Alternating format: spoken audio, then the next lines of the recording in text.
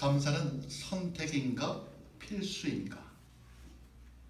감사는 선택인가 필수인가? 라는 제목으로 하나님의 말씀을 선포하겠습니다. 오늘은 추수감사주일입니다. 하나님께 감사하며 예배를 드리죠. 특별히 하나님을 돌아보며 하나님께서 나에게 무엇을 주셨는가를 기억하면서 그것들을 생각하면서 하나님께 예배를 드리는 시간이기도 합니다. 여러분 어떻습니까? 한 해 동안 돌아보니까 저와 여러분에게 베풀어 주신 감사의 조건들이 얼마나 생각이 나십니까? 내가 한 해를 살아오면서 참 내가 한 것 같지 않은데 참 이것은 감사할 조건인 것 같다 하는 것들 여러분들 얼마나 많이 있습니까? 세상이 참 좋아졌습니다. 제가 예전에 누군가에게 전화를 하려고 하면은 공중전화 박스로 신나게 달려가서 전화기를 붙들고 동전을 넣고 다이얼을 돌려서 통화를 합니다. 한참 돌렸는데 뚜뚜뚜뚜 하면 어떻게 됩니까? 기분이 나쁘죠.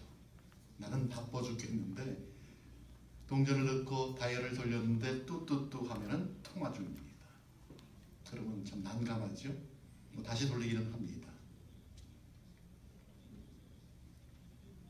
그런 시절이 엊그제 같은데 이제는 웬만하면 누구든 손 안에 전화기 한 대는 가지고 있습니다.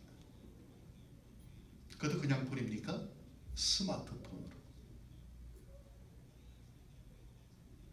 스마트폰을 갖고 있다 보니까 세상이 전부 내 손 안에 들어와 있습니다. 손가락으로 한번 딱 타치를 하면 모든 것이 내 앞으로 오게 되어 있습니다. 저 멀리 떨어져 있는 아프리카도, 저 멀리 떨어져 있는 유럽도, 또 아시아도, 한국도 손가락으로 타치만 하면 내 앞으로 모든 것들이 오게 되어 있습니다. 마치 요술 램프를 쓰다듬으면 지니가 나와서 주인님 무엇을 요구하십니까? 무엇을 원하십니까? 라는 것과 같은 세상이 도래가 되었습니다. 여러분 옛날에는 왕도 제철이 아니면 먹을 수 없었던 신선한 과일. 여러분 우리는 사시사철 먹지 않습니까? 옛날에 왕이라도 제철이 되어 먹었던 과일을 우리는 그 신선한 과일을 사시사철 어느 때나 먹을 수 있습니다. 옛날로 돌아가면 정말 지금의 생활이 왕들도 부러워할 만큼 호사스럽다는 생각이 듭니다. 여러분 옛날에 왕이 보통 사람이 우리가 자동차를 타고 가는 것을 보면 얼마나 부러워했겠습니까? 기껏해야 왕은 가마를 타고 좀 빨리 가려면 말을 타는 것 정도밖에 안 되는데 우리는 왕도 아닌 보통 사람들이 자동차를 타고 가니까 아마 왕이 부러워했을 것 같은 삶을 우리는 삽니다. 여러분 얼마나 감사합니까? 감사하지. 요즘 한국이 시끄럽습니다. 나라가 온통 적폐청산을 외치며 불공정하다, 불평등하다 그런 지난날을 정리하고 있습니다. 그래서 정치계 시끄럽습니다. 경제계도 시끄럽고요. 문화계도 시끄럽습니다. 그뿐만 아니라 종교계도 시끄럽습니다. 뭐 작은 교회는 괜찮지만 어느 정도 덩치가 있는 큰 교회 같으면 문제가 될 법한 만한 일들이 많이 벌어지고 있습니다. 그것도 재벌 총수가 아들에게 기업 경영권을 승계하듯이 교회도 아버지 목사가 아들 목사에게 기업처럼 승계를 합니다. 그래서 난립니다. 뭐 규모가 있으니까 그렇지요. 1년 예산이 1,000억 정도 되니까 믿지 않는 사람들이 볼 적엔 기업과도 똑같다 이렇게 생각할 수 있습니다. 그래서 어떻게 보면 교회는 어느 정도 사이즈가 되면 더 이상 크지 하지 말아야 하지 않을까 하는 생각도 듭니다. 교회는 교회대로, 그것을 반대하는 사람들은 반대하는 사람들로 자신들의 논리대로 자꾸 얘기를 합니다. 서로를 향해 내가 옳다. 그래서 한국이 시끄럽습니다.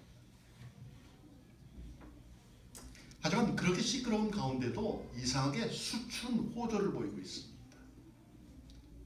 우리가 생각했던 경제 성장률보다도 IMF가 내는 경제 성장률이 0.2%가 더 높아서 3.2%를 달성할 것이라고 그런 경제 성장률을 내놨습니다. 그러니 여러분 얼마나 감사합니까? 그렇게 나라가 시끄러운데도 경제 성장률은 높아졌으니까 감사한 일이지요. 또 우리가 몸은 미국에 있는데 한국을 생각하고 걱정할 수 있는 것, 여러분 감사한 일이죠. 돌아보면 감사할 일이 너무나 많습니다. 여러분 얼마 전에 JSA 판문점 공동경비구역에서 북한군이 탈출하다가 총에 맞아서 지금 아마 수술실에 중환자실에 있는 것 같습니다. 7발을 맞았습니다. 그래서 이국종 교수라는 사람이 수술을 집도했는데 수술을 하다 보니까 이약했습니다.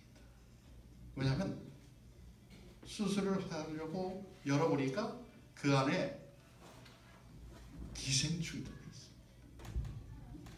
회충이 들어가 있는데 회충의 길이가 얼마나 되냐면 27cm 정도 됩니다. 여러분 요즘 아이들 같으면 으악 소리 지릅니다. 27cm면 한 이 정도 됩니다. 이런 게 뱃속에 들어가 있으니까 의악하지요. 북한의 실정입니다. 강냉이만 나왔고요. 회충만 나왔습니다. 그게 북한의 실상입니다. 그런데 여러분 가만히 생각해보면 저희도 어렸을 때 회충이 있었습니다. 누구나 뱃속에 가지고 있었죠. 그래서 회충약을 먹지 않았습니까? 그때가 엊그제 같습니다. 저도 지금 기억이 국민학교 때 회충약을 먹었던 그런 때가 기억이 납니다. 정말 제대로 영양을 섭취 못해서 우리 몸 안에 회충 여러 마리는 갖고 살았던 때가 엊그제 같은데 지금 우리가 살아가는 형편 얼마나 감사합니다. 감사하지요. 이렇듯 우리가 넉넉하고 참 여유로운 생활 가운데 살아가고 있지만 과연 우리는 궁색했던 옛날 사람들에 비해 더 행복할까? 언제나 퀘스천입니다. 늘 퀘스천입니다. 옛날보다 내가 더 행복한가? 어쩌면 현대인의 삶은 안타깝게도 예전보다 더 메마르고 더 이기적이고 영적으로도 피폐해 있지 않은가 그렇게 생각이 듭니다. 아마도 여러 가지 이유가 있을 것 같습니다. 그러나 그 중에서도 이런 삶에는 공통점이 한 가지가 있는데 바로 감사가 부족하다는 것입니다. 감사가 부족하면 삶이 피폐하게 되어 있습니다. 마음이 피폐해지죠. 생각도 피폐해지죠. 그러다 보면 행동도 피폐하고 내 삶도 피폐해집니다. 여러분 감사하면 우리 마음이 어떨까요? 여러분 감사하면 우리 마음이 어떨까요? 행복하죠. 여러분 우리 마음속에 감사함이 있으면 행복합니다.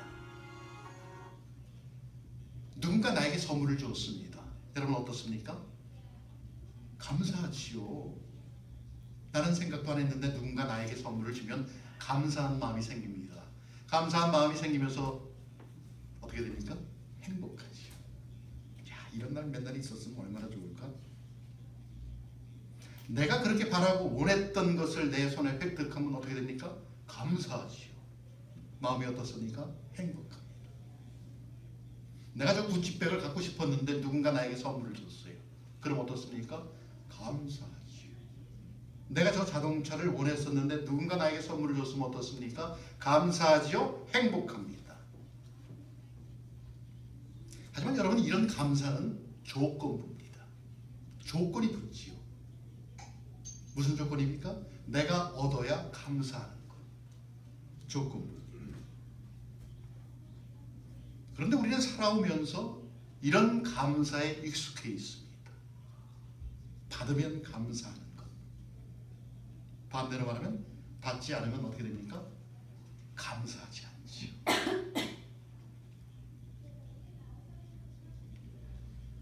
그래서 어쩌면 나에게 무엇인가가 주어지지 않고 얻어지지가 않으면 어쩌면 우리 마음속에 감사라는 단어가 생각나지 않을 수도 있는 삶을 살아왔습니다. 왜냐하면 조건부 감사니까. 그러다 보니까 우리의 행복도 제한적입니다. 분명 예전보다 훨씬 삶의 질이 나아졌음에도 불구하고 우리가 행복하다고 느끼는 행복지수는 우리가 생각하기에 우리보다 못 산다고 하는 그 나라의 지수보다도 훨씬 뒤떨어져 있습니다. 왜 그럴까요? 조건부 감사이기 때문에 그렇습니다. 여러분, 그래서 우리는 감사에 눈을 떠야 합니다. 왜냐하면 행복은 감사에 비례하기 때문에 그렇습니다. 감사하면 할수록 행복은 더 배가 되기 때문에 그렇습니다. 오늘 보면 이렇게 시작하죠. 범사에 감사하라. 이는 그리스도 예수 안에서 너희를 향한 하나님의 뜻이니라. 아멘. 다시 말하면 모든 상황, 어떠한 상황 속에서라도 감사하라는 것이죠. 여러분, 감사하면 행복하지 않습니까? 행복하지요. 그런데 오늘 본문은 무엇이라고 이야기합니까? 범사에 항상 감사하라. 그러면 어떻습니까? 우리는 항상 행복할 수 있습니다. 수학 공식과도 같습니다. 조건부가 아닌 범사에 항상 감사하면 우리는 항상 행복할 수 있다. 수학 공식입니다. 하나님이 그렇게 말씀하고 계시죠. 그런데 문제는 우리가 이 땅에 살아가면서 정말 범사에 감사할 수 있느냐, 그것이 문제입니다. 여러분, 우리가 살아가는 세상 얼마나 복잡합니까? 얼마나 빠릅니까? 나는 천천히 가고 싶은데 세상이 얼마나 나를 끌어당기는지 쫓아가지 않으면 나는 도태되고 낙오가 되어버립니다. 그래서 질질 끌려갑니다. 복잡한 세상 할 일이 얼마나 많습니까? 머리가 깨지도록 복잡합니다. 두통이 날 정도죠. 그러다 보니까 바라는 것, 원하는 것, 제대로 되는 거 얻고 늘 쫓기는 듯한 인생, 감사보다는 불평이 나오죠. 불만이 나오고 걱정, 근심, 두려움 등의 단어가 우리 일상에서 쓰여지는 단어가 아닐까, 그렇게 생각이 들 정도입니다. 그런데 오늘 바울 사도는 범사에 감사라고 이야기를 합니다. 참 쉽지 않은 이야기입니다. 왜냐하면 우리가 생각하기에 내가 살아가는 이 세상은 내가 범사에 감사할 수 있을 만큼의 환경, 상황, 조건이 녹록지 않기 때문에 그렇습니다. 맞습니다. 세상 녹록지 않습니다. 하나님이 말씀하신 것처럼 범사에 감사하라, 바울 사도가 말하는 것처럼 범사에 감사할 수 있는 상황, 환경, 조건 속에 우리는 살아가지 않습니다. 맞습니다. 진리죠.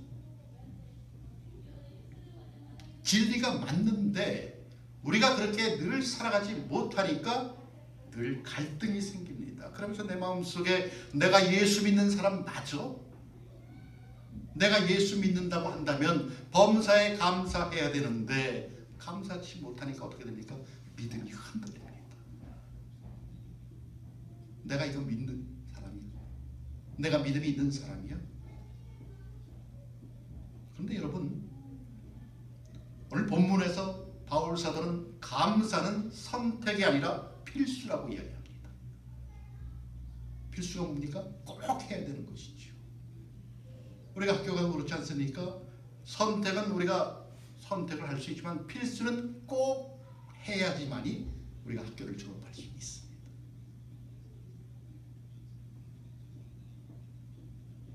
범사에 감사하라. 왜요? 하나님의 뜻이기 때문에. 하나님의 뜻이라는 것이죠. 명령이죠. 그래서 선택이 아니라 필수입니다. 해도 되고 안 해도 되는 것이 아니라 반드시 해야 하는 것, 그것이 바로 감사라는 것입니다. 여러분, 우리가 살아가는 세상 가운데서 사람과 사람 사이에는 지켜야 할 도리가 있습니다. 그렇지 않습니까? 사람과 사람 사이에는 지켜야 할 도리가 있습니다. 사람이 어떤 입장에서 마땅히 행하여 할 바른 일이지. 이 도리가 지켜지지 않으면 어떻게 됩니까? 깨집니다. 관계가 깨집니다. 부부지간도 마찬가지입니다. 살을 섞고 살아가는 부부도 도리가 지켜지지 않으면 깨집니다. 요즘 한국에 도덕 시간이 없다고 그러죠. 도덕을 가르치지 않는다고 그러죠. 그래서 그런지 몰라도 이혼율이 장난이 아닙니다. 부모와 자식 간도 마찬가지죠. 도리가 지켜지지 않으면 깨지게 되고 있습니다. 직장 동료도 마찬가지고요. 교회 공동체에 속한 공동체 식구도 마찬가지입니다. 어느 정도의 사람과의 도리는 지켜야 관계가 깨어지지가 않습니다. 그래서 우리는 말 한마디도 사실 조심해야죠. 그럼 여러분, 하나님과의 관계는 어떨까요? 하나님과의 관계도 마찬가지입니다. 우리가 하나님과의 관계 속에서 우리가 지켜야 할 도리를 지키지 않으면 하나님과의 관계가 끊어지게 되어 있습니다. 깨지는 거죠. 깨질 뿐만 아니라 그것이 죄가 됩니다. 죄가 있으면 어떻게 됩니까? 파멸. 내 인생 속에 파멸이라는 단어가 내 안으로 들어와 버립니다. 로마서 1장 21절에 보면 하나님과 인간 사이의 관계를 깨뜨리는 죄가 무엇인지에 대해서 이렇게 말씀을 합니다.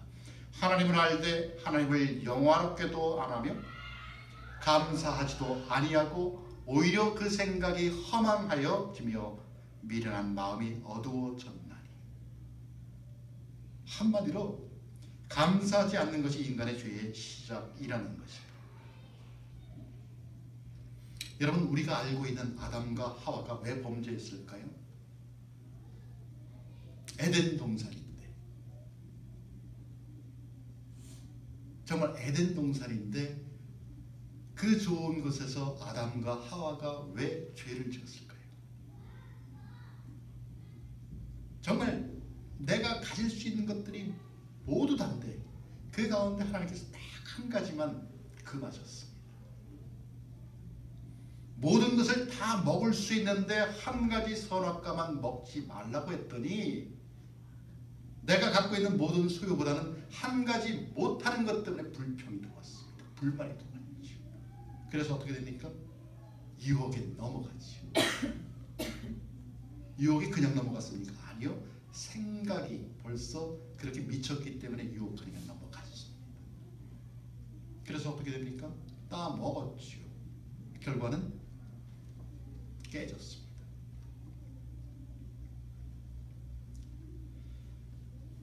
여러분, 우리 마음속에 감사가 사라지면 죄를 짓게 되어 있습니다. 감사가 사라지면 분명히 죄를 짓습니다. 수많은 것을 주어도 한 가지 부족하면 그 부족한 한 가지 때문에 우리 마음속에 원망이 생기고 불만이 생기고 불평이 생겨서 죄를 짓게 되어 있습니다. 그래서 어떻게 보면 내 삶 가운데 원망하고 불평하고 그것 때문에 사실은 감사를 잃어버린다는 것입니다. 더 근본적인 것은 내가 원하는 것, 내가 바라는 것, 내 때에 얻지 못하면 불만이 생깁니다. 불평이 생기죠. 그런데 여러분, 하나님은 내가 원한다고 원하는 때 주시는 분은 아니십니다. 하나님의 때에 맞춰서 우리에게 필요한 것을 주시는 분이 바로 하나님이십니다. 여러분, 부모가 자식에게 무언가를 해줄 때 자식이 원하는 그때 주는 부모가 그렇게 많지 않습니다. 온전한 부모라면 그렇습니다. 왜냐하면 자식이 원하는 그때가 결코 자식에게 유익하다고 말할 수 없기 때문에 그렇습니다. 자식이 필요하다고 아무 데나 줍니까? 아니죠. 나이에 따라서 줍니다. 이제 국민학교 다니는데 자동차 사달라고 자동차 사줍니까? 안 사주죠. 왜냐하면 그 나이가 아직 안 되었으니까 그렇습니다. 그래서 현명하고 지혜로운 부모는 자식에게 필요하다고 아무 때나 주는 사람이 아니라 자식에게 꼭 필요한 것을 꼭 필요한 때에 주는 사람이 현명한 부모라는 것입니다. 여러분, 우리 모두는 그런 부모를 갖고 있습니다. 누굽니까? 하나님이시죠. 그래서 우리의 부모인 그 하나님의 말씀대로 살면 감사가 절로 나올 수밖에 없습니다. 감사가 나오면 절로 행복한 삶을 살 수밖에 없습니다. 왜냐하면 그분이 당신의 형상대로 우리를 만들었잖아요. 그러니 우리가 그분의 말씀대로 살면 당연히 감사하고 행복한 삶을 살 수밖에 없다는 이야기입니다. 오늘 본문을 기록한 사도 바울도 어쩌면 감사할 조건이 있는 사람은 아니었습니다. 대단한 사람이죠. 대단한 사람입니다. 그러나 그가 갖고 있었던 모든 것들을 잃어버렸습니다. 아니, 잃어버린 것이 아니라 버렸지요. 예수님을 만나고 나서 내가 갖고 있는 모든 것들이 불필요하다고 생각해서 모든 것을 버렸습니다. 자기가 갖고 있던 학문도 버렸지, 지식도 명예도 권력도 그 어마어마한 배경과 가문도 다 배설물로 내던졌습니다. 그리고 어떡합니까? 예수님의 복음을 들고 세상 끝날까지 정말 갖은 고생을 다하면서 자기 스스로 천막을 만들어 그곳에서 살면서 나그네처럼 삶을 살아갑니다. 왜요? 복음을 전하기 위해.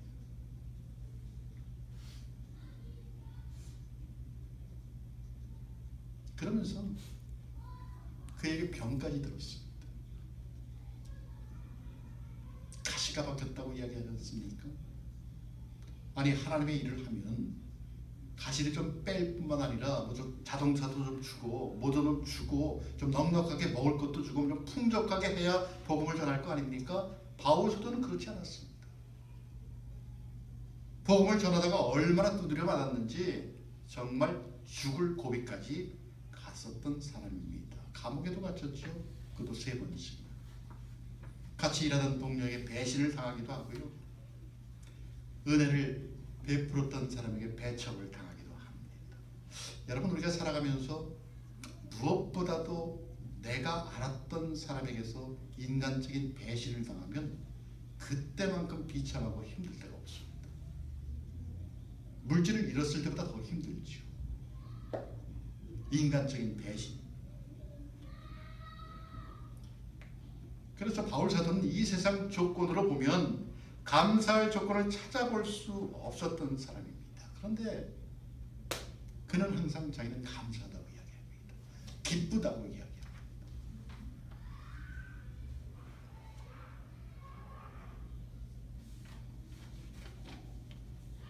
왜냐하면 예수 그리스도를 만났기 때문에 그렇습니다. 그래서 그분의 은혜를 알았기 때문에 나는 감사하는 삶을 살아갈 수밖에 없어. 감사하며 살아갈 수밖에 없어 라고 했던 사람이 사도 바울입니다. 여러분, 우리가 불평하면 한이 없죠. 우리의 불평을 누가 받아줍니까? 아무도 받아주는 사람 없습니다. 나 스스로 받을 수밖에 없습니다. 대표적인 민족이 이스라엘 민족 아닙니까? 430년간 애굽에서 그렇게 고생해서 내가 그 백성들을 구해줬더니 3일 만에 불평하기 시작합니다. 왜냐하면 홍해를 건넜잖아요. 홍해도 그냥 건넜습니까? 물을 갈라서 기적을 보여주셔서 건넜는데 건너자마자 뭐가 나옵니까? 광야가 나오죠. 광야 3일 만에 불평하기 시작하는데 물도 없고요, 먹을 것도 없고요. 대놓고 투정을 합니다. 물론 중요하죠. 의식주 문제 중요합니다. 그런데 여러분, 그들이 광야 생활하면서 무엇을 오래 했는지 아십니까? 여러분, 광야에 무엇이 있습니까? 아무것도 없지 않습니까? 그냥 쨍쨍 내려지는 햇빛밖에 없는데, 이스라엘 백성들이 광야 생활하면서 달라는 것이 하나님 고기도 주시고요, 생선도 주고, 오이도 주고, 부추도 주고, 파도 주고, 마늘도 좀 줘서 우리가 좀 잘 먹게 해주세요. 이렇게 이야기합니다. 여러분, 쉽게 얘기하면 우리가 캠핑을 갔습니다.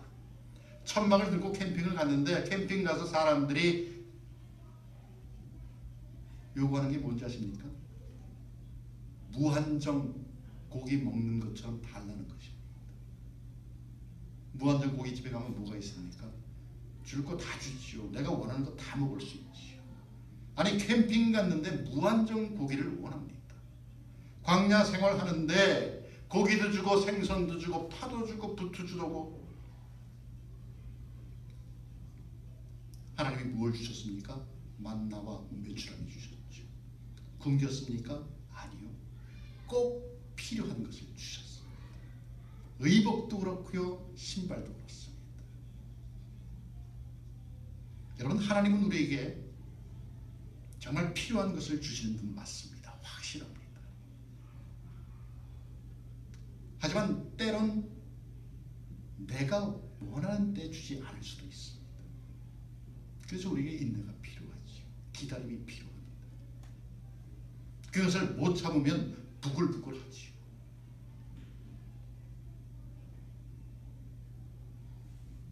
힘듭니다. 기다리는 거 쉽지 않습니다. 특별히 한국 사람들 빨리빨리 아닙니까? 빨리빨리. 여기 사람들도 합니다. 빨리빨리. 지체할 시간 없지요. 당장 내 삶에 문제가 있는 것 같아서, 곧 쓰러질 것 같아서 여유가 없습니다. 하지만 여러분, 가을에 추수하기 위해서는 무엇이 필요합니까? 봄이라는 계절이 필요하고 여름이라는 계절이 또 필요합니다. 봄과 여름이 없으면 가을의 수확을 우리가 전혀 얻을 수가 없습니다. 우리에게 그런 시간이 필요하다는 것이죠. 요한복음 15장 1절에 보면 예수님께서 포도나무 비유를 하면서 하나님을 농부라고 비유를 합니다.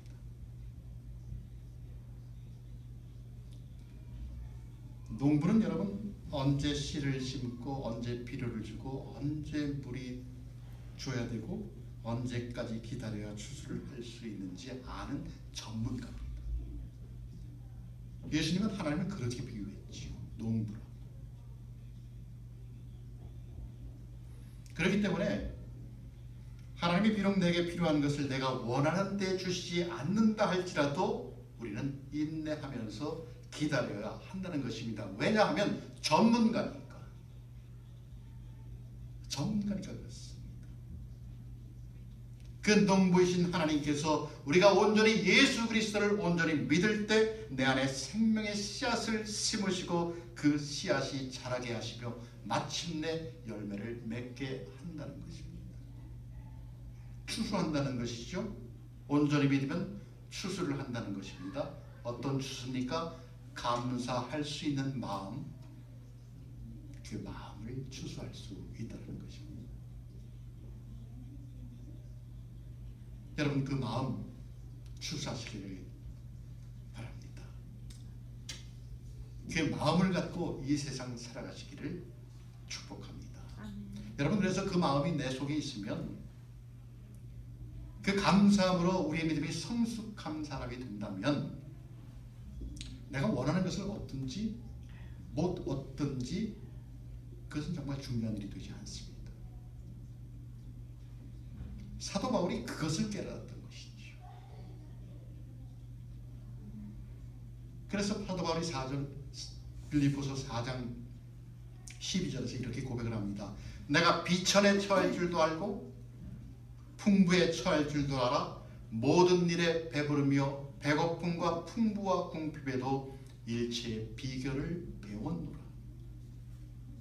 나는 비천하게 살 줄도 알고 충족하게 살 줄도 압니다. 배부르거나 굶주리거나 풍족하거나 궁핍하거나 어떤 경우에도 나는 적응할 수 있는 비결을 배웠습니다.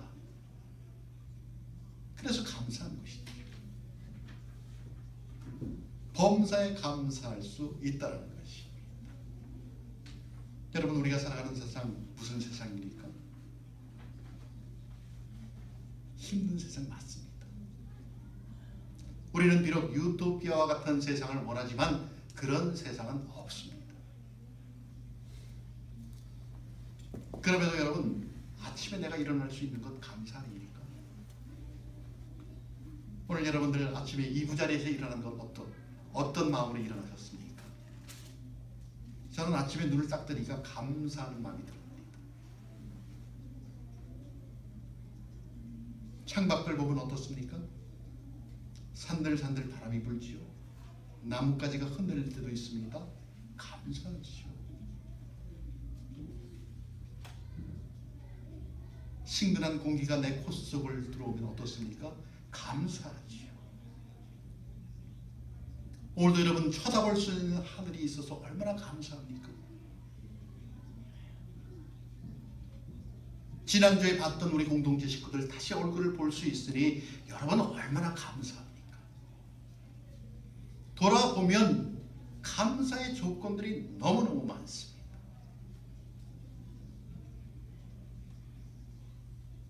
모든 것이 감사합니다. 내게 없는 것 보면 불평이지요. 있는 것, 내게 주어진 것 한번 감사해 보십시오. 세상이 다르게 보입니다. 내 작은 아파트도 감사하게 생각이 듭니다. 여러분, 사람이 얼마나 행복한가는 그 사람의 감사의 깊이에 달려 있습니다. 그 사람이 얼마나 감사하는가, 그것을 보면 그 사람이 얼마나 행복한 사람인가를 우리는 객관적으로 볼 수가 있습니다. 여러분, 행복의 기준이 있을까요? 행복의 기준은 없습니다. 어느 수준이 되어야 행복하고 불행한지 정답이 없습니다. 왜냐하면 행복은 나 자신이 만들어가는 것이기 때문에 그렇습니다. 스스로 생각하고 느끼는 정도에 따라 행복의 크고 작음이 결정되기 때문에 그렇습니다. 그래서 우리는 감사해야 합니다.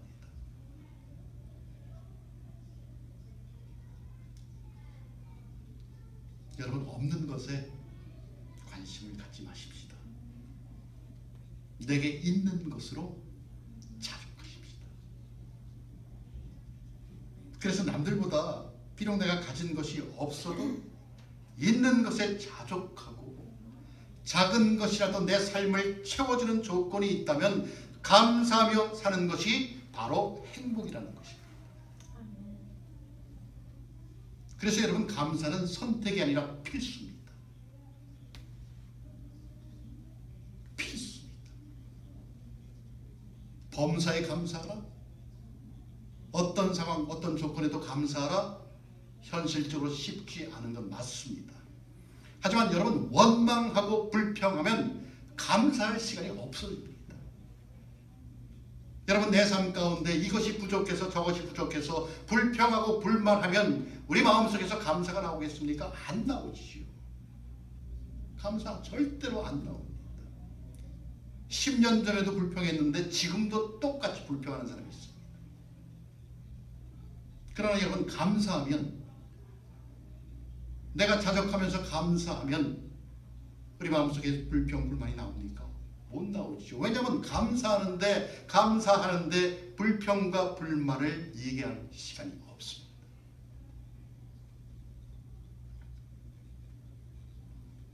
무엇을 선택할 것인가? 우리의 자유입니다. 감사를 선택하든 불평, 불만을 선택하든 우리의 자유입니다. 그러나 여러분, 사람은 행복해서 감사하는 것이 아니라 감사해서 행복하다는 것입니다.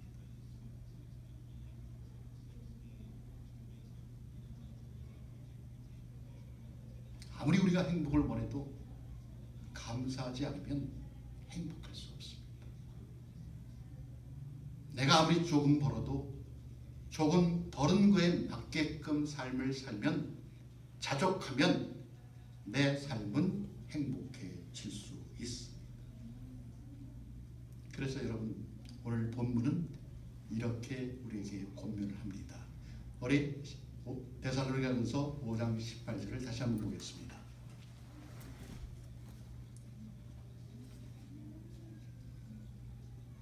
18절을 우리 다시 함께 읽도록 하겠습니다. 시작. 범사에 감사하라. 이는 그리스도 예수 안에서 너희를 향하신 하나님의 뜻이니라. 아멘. 아멘. 기도하겠습니다.